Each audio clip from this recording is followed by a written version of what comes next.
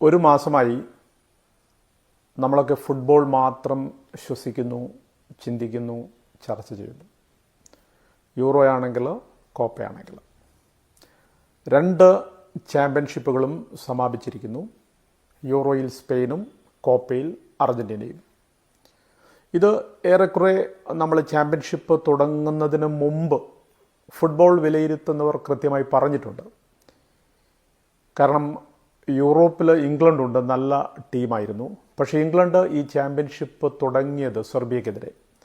ആ മത്സരം മുതൽ അക്യൂട്ട് ഇംഗ്ലീഷ് ഫാൻസ് പോലും, എനിക്കറിയാവുന്ന ഏറ്റവും അടുത്തൊരു ഇംഗ്ലീഷ് ഫാനാണ് ജോ പോൾ അഞ്ചേരി, അദ്ദേഹം ഉൾപ്പെടെയുള്ളവർ പറഞ്ഞ ഒരു കാര്യം ടീം കോമ്പിനേഷൻ പ്രശ്നമാണ് എന്നുള്ളതാണ്.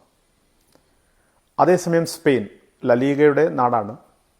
സ്പെയിൻ ആദ്യ മത്സരത്തിൽ ക്രൊയേഷ്യക്കെതിരെ 3 ഗോളിൻ്റെ വിജയം സമ്പാദിച്ചത് മാത്രമല്ല, ആ വിജയം വന്ന വഴി മുൻനിരയിൽ Lamine Yamal, Nico Williams, Alvaro Morata, Olmo, കുറച്ച് യുവ താരങ്ങൾ. അൽവാരോ മൊറാത്ത യുവതാരമല്ല, സീനിയറാണ്.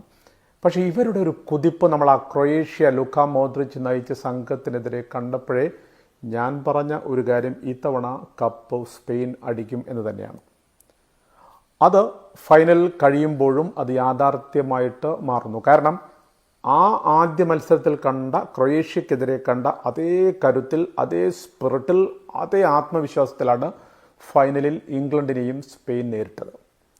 ആദ്യ പകുതി കുറച്ച് മോശമായിരുന്നു. കാരണം ഒരു ഫൈനലിൽ നമ്മളത് പ്രതീക്ഷിക്കണം. കാരണം ഫൈനലാവുമ്പോൾ നമുക്ക് അഗ്രസീവ്, ഏത് കോച്ചും അതായത് എത്ര അഗ്രസീവ്നെസ് തുടക്കത്തിൽ കാണിച്ചാലും പരിശീലകരുടെ മനസ്സ് പറയുന്ന ഒരു കാര്യം കപ്പിനരികെ ഒരു മത്സരം അല്ലെങ്കിൽ 90 മിനിറ്റാണ്. അതുകൊണ്ട് ഒന്ന് ജാഗ്രതപ്പെട്ടുള്ള ഫുട്ബോളാണ് എല്ലാ ഫൈനലുകളിലും നമ്മൾ കാണാറുള്ളത്. അതുകൊണ്ട് ആദ്യ പകുതി അല്പം വിരസമായി തോന്നി. പ്രത്യേകിച്ച് യമാലും നിക്കോ വില്യംസും ആ കോമ്പിനേഷൻ ക്ലിക്ക് ചെയ്യുന്നില്ല. സ്പാനിഷ് സംഘത്തിലേക്ക് വരുമ്പോൾ, ഇംഗ്ലീഷ് സംഘത്തിലേക്ക് വരുമ്പം ഫിൽ ഫൊദാനുണ്ട്, ബുക്കായോ സാക്കയുടെ റെയ്ഡുകൾ മാത്രമായിരുന്നു ആദ്യ 45 മിനിറ്റിലെ ഇംഗ്ലണ്ട് എന്ന് പറയുന്നത്. പക്ഷേ രണ്ടാം പകുതിയിൽ കളി മാറുന്നു. അതായത് ശൈലി അങ്ങ് മാറുകയാണ്. അടുത്ത 45 മിനിറ്റ്, അതായത് ടീം ടോക്ക്, പെപ് ടോക്ക് ഉണ്ട്. പരിശീലകർ ഇടവേള സമയത്ത് താരങ്ങളോട് സംസാരിക്കാറുണ്ട്. ആ സംസാരത്തിൻ്റെ ഒരു പ്രതിഫലനം നമ്മൾ പലപ്പോഴായിട്ട് ഈവൻ ഖത്തർ വേൾഡ് കപ്പിലും കഴിഞ്ഞ റഷ്യൻ എല്ലാ വേൾഡ് കപ്പിലും മേജർ ചാമ്പ്യൻഷിപ്പുകളിലൊക്കെ നമ്മൾ കാണാറുണ്ട്. അതിൻ്റെ ഒരു ഗുണം പോലെയാണ് ഒരുപക്ഷെ നിക്കോ വില്യംസിൻ്റെ ആ ഗോൾ രണ്ടാം പകുതിയുടെ തുടക്കത്തിൽ വരുന്നത്. യമാൽ നൽകുന്ന അതിസുന്ദരമായി, അതായത് യമാലിനെ പൂട്ടാനായിട്ട് ഇംഗ്ലീഷ് ഡിഫൻസ് വളരെ ശക്തമായ നീക്കം നടത്തിയിട്ടുണ്ടായിരുന്നു. ഗാരത്ത് സൗത്ത്ഗേറ്റ് എന്ന പരിശീലകൻ അതിനായിട്ട് 1 പേരെ നിയോഗിച്ചിട്ടുണ്ടായിരുന്നു. അവർ വളരെ ഭദ്രമായിട്ട് യമാലിനെ പൂട്ടിയിട്ടുമുണ്ടായിരുന്നു. പക്ഷേ ഒരു വേള ആ പിടിയൊന്ന് വിടുന്നു, പന്ത് പോകുന്നു. നിക്കോ വില്യംസ് അതിസുന്ദരമായിട്ട് പിക്ഫോർഡിന് കിട്ടാത്ത രീതിയിൽ പന്തിനെ വലയത്തിലാക്കുന്നു. അതിനുശേഷം നമ്മൾ കാണുന്നു, സാധാരണ ഈ ചാമ്പ്യൻഷിപ്പിൽ യൂറോയിൽ കണ്ട ഇംഗ്ലണ്ട് എന്ന് പറഞ്ഞാൽ ഒന്ന് കിട്ടിയാലേ അവർ ഉണരൂ എന്ന് പറഞ്ഞതുപോലെയാണ്. അത് സെമി ഉൾപ്പെടെയുള്ള മത്സരങ്ങളിൽ, നെതർലൻഡ്സിനെതിരായ മത്സരത്തിൽ പോലും നമ്മൾ കണ്ടതാണ്. ഒരു ഗോളിന് ശേഷം ഇംഗ്ലണ്ട് വരും. അതേപോലെ സബ്സ്റ്റിറ്റ്യൂഷൻ വരുന്നു. ക്യാപ്റ്റൻ ഹാരി പുറത്തേക്ക് പോകുന്നു. അദ്ദേഹത്തിന് പകരമായിട്ട് വാട്കിൻസൺ വരുന്നു. പിന്നീട് പാമർ വരുന്നു. പാമർ വന്നതിന് ശേഷം കളി മാറി. എന്തുകൊണ്ട് ഗാരത്ത് സൗത്ത്ഗേറ്റിനെ പോലെ ഒരാൾ, ഒരുപക്ഷെ ഹാരി കെയ്നോടുള്ള, ക്യാപ്റ്റനോടുള്ള ഒരു സ്നേഹമോ അല്ലെങ്കിൽ ക്യാപ്റ്റനെ എങ്ങനെ മാറ്റുമോ എന്നുള്ള ചിന്തയൊക്കെ ആവാം. ഹാരി കെയ്നെ സംബന്ധിച്ച് ഈ യൂറോ എന്ന് പറയുന്ന ഒരു ശരാശരി ടൂർണമെൻറ്റ് മാത്രമാണ്. അദ്ദേഹത്തിൻ്റെ മിന്നലാട്ടങ്ങളൊന്നും നമ്മൾ കണ്ടിട്ടില്ല. എന്തായാലും ആ വാട്കിൻസണും പാമറും വരുന്നു. അങ്ങനെയാണ് ആ സമനില ഗോൾ വരുന്നത്. സമനില ഗോൾ വന്നതിന് ശേഷം ശരിക്കും വീണ്ടും ഒരു അല്പസമയം കളി വിരസമായി പോകുന്നുണ്ട്. അവിടെയാണ് ശരിക്കും ഇംഗ്ലണ്ടിനൊരു മുന്നേറ്റം ഉണ്ടായിരുന്നു. അവിടെ വെച്ചിട്ട് ശരിക്കും ഒരു ഗോൾ ലൈൻ സേവ് നടത്തുന്ന ഓൽമയൊക്കെ നമ്മൾ കാണുന്നുണ്ട്. പിന്നീട് അവസാനത്തിലേക്ക് വരുമ്പോഴാണ് ശരിക്കും, അതായത് 86 മിനിറ്റിലാണ് ആ ഗോള്, ഓസർസബാലിൻ്റെ ആ ഗോൾ വരുന്നത്. അങ്ങനെ സ്പെയിൻ, എന്തൊക്കെ പറഞ്ഞാലും സ്പെയിൻ ഇംഗ്ലണ്ടിനോട് നമുക്കൊരു സഹതാപമുണ്ട്. കാരണം തറവാടികളാണ്, ഫുട്ബോൾ കണ്ടെത്തിയ അല്ലെങ്കിൽ ഫുട്ബോളിൻ്റെ തറവാട്ടുകാർ അവരാണ്. 66 വേൾഡ് കപ്പ് മാത്രമാണ് അവർക്ക് ഇതുവരെ ഉള്ളത്. ഒരു യൂറോ പോലും ഇതുവരെ നേടാനായിട്ടില്ല. 4 വർഷം മുമ്പ്, കൃത്യമായിട്ട് പറഞ്ഞാൽ 3 വർഷം മുമ്പാണ്, കോവിഡ് കാരണം 21 വന്നതാണത്. ആ യൂറോയിൽ വെംബ്ലിയിൽ നടന്ന ഫൈനലിൽ ഇറ്റലിയോട് തോൽക്കുന്നു. അങ്ങനെ കഴിഞ്ഞ വേൾഡ് കപ്പൊക്കെ മൊത്തം മേജർ ചാമ്പ്യൻഷിപ്സ് നമ്മൾ എടുത്തു കഴിഞ്ഞാൽ കുറച്ചൊരു നിരാശ നിർഭാഗ്യവാന്മാരാണ് ഇംഗ്ലണ്ട്. പക്ഷേ ഇത്തവണ അവർ നിർഭാഗ്യത്തിന് അപ്പുറത്തേക്ക് അവർ കിരീടം അർഹിച്ചിരുന്നില്ല എന്നുള്ളതാണ് യാഥാർത്ഥ്യം. സ്പെയിൻ ചാമ്പ്യന്മാരായിട്ട് മാറുന്നു. സ്പെയിൻ ചാമ്പ്യന്മാരായിട്ട് മാറുമ്പോൾ നമുക്ക് ലഭിക്കുന്ന ഒന്നിലധികം താരങ്ങളെയാണ്. യമാൽ ഒരു താരമാണ്, ബെസ്റ്റ് യങ് പ്ലെയറായിട്ട് അദ്ദേഹം മാറുന്നു. ഒൽമോ മികച്ച വാഗ്ദാനമായിട്ട് മാറുന്നു.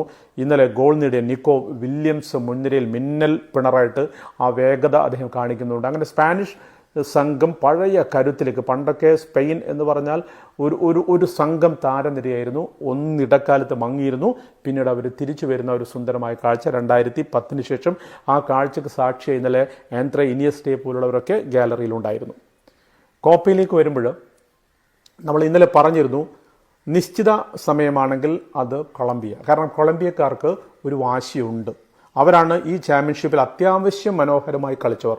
അർജന്റീന പോലും ശരാശരിയിലേക്ക് വന്നിട്ടില്ല. ലോകകപ്പ് സ്വന്തമാക്കിയ അർജന്റീനയുടെ കളി നമ്മളൊക്കെ കണ്ടതാണ്. ആ മത്സരത്തിൽ കണ്ട അർജന്റീന ടോട്ടൽ അർജന്റീനയാണ്. പക്ഷേ കോപ്പയിലേക്ക് വരുമ്പോൾ ഇതേ അർജന്റീനയുടെ ആത്മവീര്യം അവിടെയുണ്ട്, അവരുടെ പരസ്പര വിശ്വാസം, സ്നേഹം, കൂട്ടായ്മ അവിടെയുണ്ട്. മെസ്സിയും ഡീമരിയും തമ്മിലുള്ള ആ സ്നേഹം അവിടെ നമുക്ക് പ്രകടമാവുന്നു. സ്കലോനി എന്ന പരിശീലകന് കുറച്ചുകൂടി പക്വമതിയാവുന്നു. ഇതൊക്കെ നമ്മൾ കാണുന്ന കാഴ്ചയാണ്. എങ്കിലും എതിരാളികൾ ശക്തരല്ലാത്തത് കൊണ്ട് തന്നെ അർജന്റീനയുടെ ആദ്യ മത്സരങ്ങൾ നോക്കിക്കഴിഞ്ഞാൽ ഇപ്പോൾ കാനഡയ്ക്കെതിരെ 2 മത്സരം കളിച്ചിരുന്നു. രണ്ടും അവർ ആ ഒരു ഫോമിലേക്ക്, അതായത് അവർക്ക് തുല്യരായിട്ട് ആരുമില്ല. ബ്രസീൽ വരേണ്ടിയിരുന്നു. ബ്രസീലും അർജന്റീനയും ആകുമ്പോഴുള്ളൊരു കളി കളത്തിനപ്പുറത്തേക്ക് മാനസിക ഗെയിമായിട്ട് അത് മാറാറുണ്ടായിരുന്നു. ഇത്തവണ ഇക്വഡോർ ആകുമ്പോൾ, അല്ലെങ്കിൽ ഇന്നിപ്പോൾ കൊളംബിയക്കെതിരായിട്ടുള്ള മത്സരമാകുമ്പോൾ നമ്മൾ ആ പ്രതീക്ഷിക്കുന്ന അർജന്റീനയെ, അതായത് സുന്ദരമായ പാസുകളും ഓളിയുള്ള നീക്കങ്ങളുമായിട്ട് അങ്ങ് പറന്നു കയറുന്ന അർജന്റീനയെ നമ്മൾ കാണുന്നില്ല. പലപ്പോഴായിട്ട് എതിരാളികളുടെ ഫിസിക്കൽ ഗെയിമിന് അവർ ഇരകളായി മാറുന്നുമുണ്ട്. ഇന്നിപ്പോൾ മെസ്സിയെ കണ്ട ഒരു കാഴ്ച, അദ്ദേഹം 2 തവണ വീണു. 2ാം തവണ അദ്ദേഹം കരഞ്ഞു പോകുന്ന ഒരു കാഴ്ച ഫുട്ബോളിന് ഇഷ്ടപ്പെടുന്നവർക്ക്, മെസ്സിയെ ഇഷ്ടപ്പെടുന്നവർക്ക് വളരെ വേദനിക്കുന്ന ഒരു കാഴ്ചയാണ്. ഒരുപക്ഷെ അദ്ദേഹത്തിൻ്റെ അവസാനത്തെ കോപ്പിയായിരിക്കാം. തൻ്റെ ഏറ്റവും പ്രിയപ്പെട്ട കൂട്ടുകാരനായ ഏഞ്ചലോ ഡി മരിയയ്ക്ക് കപ്പ് സമ്മാനിക്കാൻ ആഗ്രഹിച്ചയാളാണ് അദ്ദേഹം. അത്തരം ഒരു വേളയിലാണ് പന്തിനായിട്ടുള്ള ശ്രമത്തിൽ അദ്ദേഹം വീഴുകയാണ്. അതിന് നേരത്തെ പരുക്കുണ്ട്. ആ പരുക്കൊക്കെ സ്വന്തം ടീമിന് വേണ്ടി, രാജ്യത്തിന് വേണ്ടി മാറ്റി, അല്ലെങ്കിൽ അത് മറന്നുകൊണ്ടുള്ള ഒരു ഗെയിമാണ് അദ്ദേഹം കാഴ്ചവെച്ചുകൊണ്ടിരുന്നത്. വീണ് അദ്ദേഹം പോയി ഡഗ്ഔട്ടിൽ ഇരുന്ന് കരയുന്ന ഒരു മെസ്സിയുടെ ചിത്രം, അത് വേദനിക്കുന്ന ചിത്രമാണ്. എക്കാലത്തും ആ വേദന. കാരണം യൂറോയിൽ നമ്മൾ കണ്ടതാണ് ക്രിസ്ത്യാനോ റൊണാൾഡോ പൊട്ടിക്കരയുന്ന ഒരു കാഴ്ച, പെനാൽറ്റി മിസ്സാക്കിയതിന് ശേഷം. അങ്ങനെ വളരെ മികച്ച താരങ്ങൾ അവരുടെ മൊമെന്റ്സ് നഷ്ടമാവുമ്പോൾ പതറുന്ന ഒരു കാഴ്ച, വേദനിക്കുന്ന ഒരു കാഴ്ച, ഇത് മനുഷ്യ സഹജമാണ്. എന്തായാലും അർജന്റീനക്കാർ അവരുടെ ഫോമിലേക്ക് വന്നിട്ടില്ല, എങ്കിലും അവർ വിജയിച്ചു എന്നുള്ളത് ഏഞ്ചലോ ഡി മരിയ എന്ന ഏഞ്ചലിന്, അദ്ദേഹത്തിൻ്റെ അവസാനത്തെ മാച്ചാണ് അർജന്റീനിയൻ ജേഴ്സിയിൽ. നമ്മൾ പറഞ്ഞത് ഷൂട്ടൗട്ടിലേക്കാണ് കാര്യങ്ങൾ പോകുന്നതെങ്കിൽ തീർച്ചയായിട്ടും അർജന്റീന എന്ന് പറഞ്ഞത്. കാരണം അൽ മാർട്ടിനസ് എന്നുള്ള ഗോൾ കീപ്പർ അവിടെയുണ്ട്. അത്രത്തോളം മികവ് ലോകത്തൊരു ഗോൾ കീപ്പർക്കുമില്ല. അതുകൊണ്ട് ഷൂട്ടൗട്ടാണ് വിഷയമെങ്കിൽ എന്തായാലും അർജന്റീന ആ ഷൂട്ടൗട്ടിലേക്ക് പോയില്ല, എക്സ്ട്രാ ടൈമിലേക്ക് പോയി. എക്സ്ട്രാ ടൈമിൻ്റെ അവസാനത്തിലാണ് ലത്തൂറോ മാർട്ടിനസ്. ഒരുപക്ഷെ ഇതൊരു ലത്തൂറോ മാർട്ടിനസിലേക്കുള്ള വരവായിരിക്കാം. കാരണം അദ്ദേഹം 4 ഗോളുകൾ സ്കോർ ചെയ്ത് കഴിഞ്ഞു. പല നിർണായക മത്സരങ്ങളിലും അദ്ദേഹം തന്നെയാണ് സ്കോർ ചെയ്യുന്നത്. ഇന്നും സബ്സ്റ്റിറ്റ്യൂട്ടായിട്ട് അദ്ദേഹം വന്നു. അങ്ങനെയാണ് അദ്ദേഹം ആ ഗോൾ നേടുന്നത്. എന്തായാലും ഏഞ്ചലോ ഡി മരിയയ്ക്ക് അർജന്റീന നൽകുന്ന നല്ല ഒരു യാത്രയായിപ്പായിട്ട് ഈ കോപ്പ മാറുകയും ചെയ്തിട്ടുണ്ട്. മറക്കാതിരിക്കേണ്ട 1-2 താരങ്ങൾ അവിടെയുണ്ട്. കോപ്പയുടെ അവലോകനത്തിൻ്റെയൊക്കെ അവസാനത്തിലേക്ക് നമ്മൾ വരുമ്പോൾ, ഒന്ന് ഹാമിഷ് റോഡ്രിഗസ്, ജെയിംസ് റോഡ്രിഗസ് എന്നൊക്കെ വിളിക്കുന്നു അദ്ദേഹത്തെ. അദ്ദേഹമാണ് ബെസ്റ്റ് പ്ലെയർ ആയിട്ട് തിരഞ്ഞെടുക്കപ്പെട്ടത്. നമ്മൾ 2014 വേൾഡ് കപ്പ് മുതൽ അദ്ദേഹത്തെ കാണുന്നതാണ്. ഇടക്കൊന്ന് മങ്ങി റയലിൻ്റെ ജേഴ്സിയിലൊക്കെ ഉണ്ടായിരുന്നു. പിന്നീട് അദ്ദേഹം ഈ കോപ്പയിൽ എത്ര അസിസ്റ്റ് അദ്ദേഹം കൊടുക്കുന്നു, 6 അസിസ്റ്റ്, ഗോളുകളൊക്കെ ആയിട്ട് അദ്ദേഹം മിന്നിത്തിളങ്ങിയ കാഴ്ച. അദ്ദേഹമാണ് ദ ബെസ്റ്റ് പ്ലെയർ, അതായത് പ്ലെയർ ഓഫ് ദ ടൂർണമെൻറ്റ് എന്ന് പറയുന്നയാൾ. അതേപോലെ തന്നെ ജോസ് കൊർദോബ എന്ന് പറയുന്ന ഒരു കൊളംബിയൻ താരം, വളരെ മനോഹരമായിട്ട് അദ്ദേഹം കളിക്കുന്നുണ്ട്. 3ാം സ്ഥാനം നേടിയ ഉറുഗ്വേ ടീമിലുള്ള നുനോ ഗോമസിനെ പോലുള്ള താരങ്ങളുണ്ട്. അങ്ങനെ കുറേ ഒരുപിടി ലാറ്റിൻ അമേരിക്കൻ താരങ്ങളുടെ ഒരു ശക്തി തെളിയിച്ച ചാമ്പ്യൻഷിപ്പായിട്ടും കോപ്പ മാറുന്നു. എന്തായാലും വിട പറയുകയാണ്. കാരണം 2 മത്സരം നമ്മൾ കഴിഞ്ഞ ഒരു മാസത്തോളമായിട്ടുള്ള വീഡിയോ നമ്മളിങ്ങനെ കളിയെ വിലയിരുത്തിക്കൊണ്ട് ഇങ്ങനെ സംസാരിക്കണം. എന്തായാലും ആ കൃത്യമായിട്ടുള്ള അവലോകനത്തിൽ സ്പെയിൻ വളരെ കൃത്യമായിട്ട് വന്നു. അർജന്റീന, നമ്മൾ പറഞ്ഞ ഒരു കാര്യം, അർജന്റീന റെഗുലർ മാച്ചിലാണെങ്കിൽ കൊളംബിയക്കാണ് സാധ്യത എന്ന് പറ, പക്ഷേ അധികത്തിലേക്ക് പോയി കഴിഞ്ഞാൽ അവിടെ അർജന്റീന വരും എന്നും പറഞ്ഞിരുന്നു.